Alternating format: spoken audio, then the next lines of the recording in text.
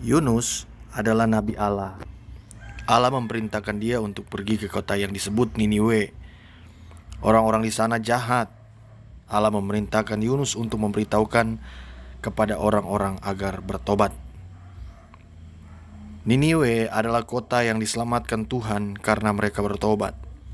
Saat itu, Nabi Yunus diminta Tuhan agar memperingatkan bangsa ini, dan raja dan penduduknya mendengarkan suara Tuhan melalui Nabi Yunus, dan mereka bertobat dan mereka diselamatkan Tuhan.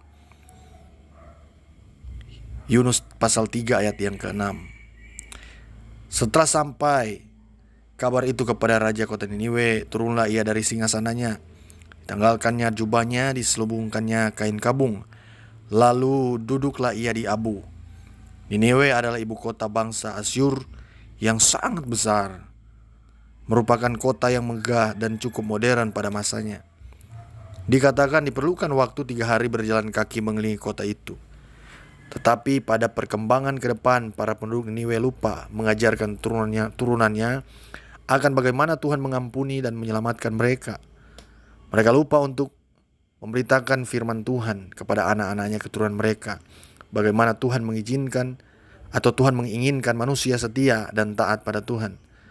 Mereka jatuh kembali kepada perbuatan yang jauh dari rencana Tuhan atau rencana Allah. Tuhan membiarkan Niniwe dimusnahkan ketika sekitar tahun awal abad 7 sebelum Masehi.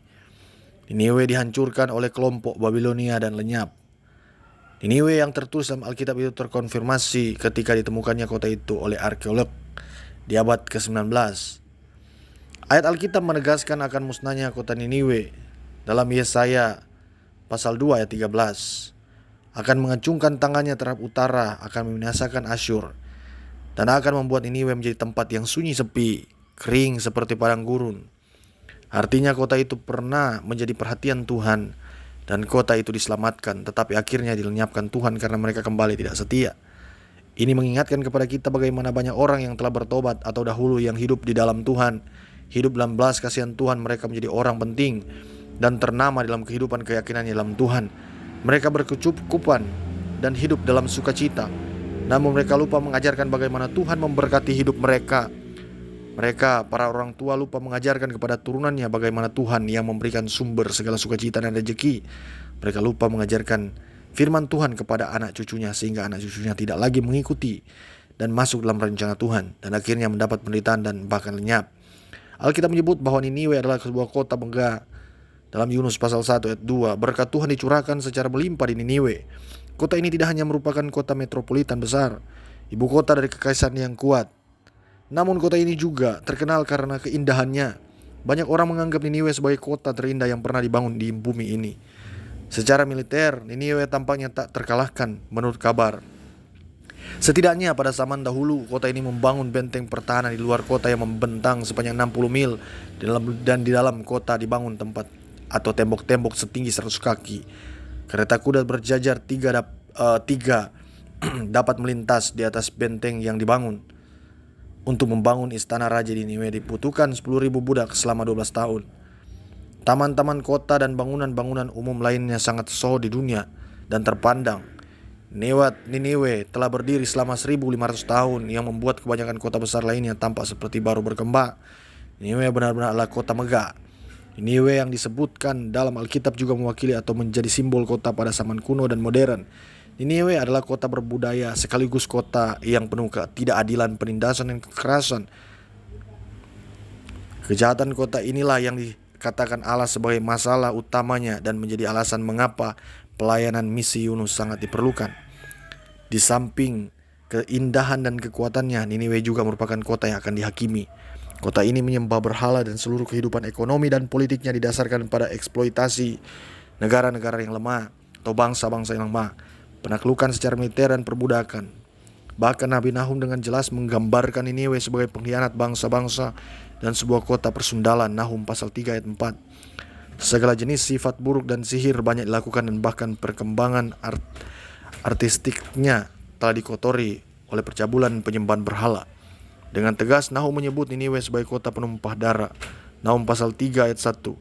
Karena kekejamannya, perampasan yang dilakukannya menyebabkan kota itu mendapat julukan tersebut. Allah sangat mengenal seperti apa kota itu. Kejahatannya telah membangkitkan murka Tuhan. Dosa kota itu bersifat individual karena dilakukan secara individual oleh ribuan penduduk Niniwe. Tapi dosa mereka juga bersifat kolektif karena merupakan jumlah total dari kehidupan Niniwe, baik budaya maupun keberhasilan yang menunjukkan kejahatan yang dilakukannya. Hal yang menonjol, misi Yunus merupakan sebuah tanda panggilan Allah kepada umatnya untuk memberitakan pesan pertobatan dan keselamatan kepada kota-kota, termasuk kota-kota yang kejahatannya sedemikian mengerikan, yang terancam dengan pembinasan kekal. Meskipun Niniwe memiliki banyak kekurangan, ia begitu penting di mata Allah dan istimewa di mata Tuhan. Dan Allah menghendaki pesannya diberitakan di seluruh jalanan kota Niniwe. Tugas Yunus untuk selanjutnya merupakan tugas bagi umat Allah secara keseluruhan, yaitu untuk pergi menjadi utusan bagi Allah, melawan benteng kekuasaan kejahatan serta bergabung dengan Allah dalam pergumulan antara menjatuhkan penghakiman dan menunjukkan kasih karunia bagi kota itu. Nah, di sini kita dapat belajar bersama-sama mengenai Yunus, yang mana Yunus dipakai oleh Tuhan untuk melaksanakan misinya, dan dia harus pergi ke Niniwe yang adalah kota besar. Demikian juga kita, Tuhan punya tujuan kepada kita semua,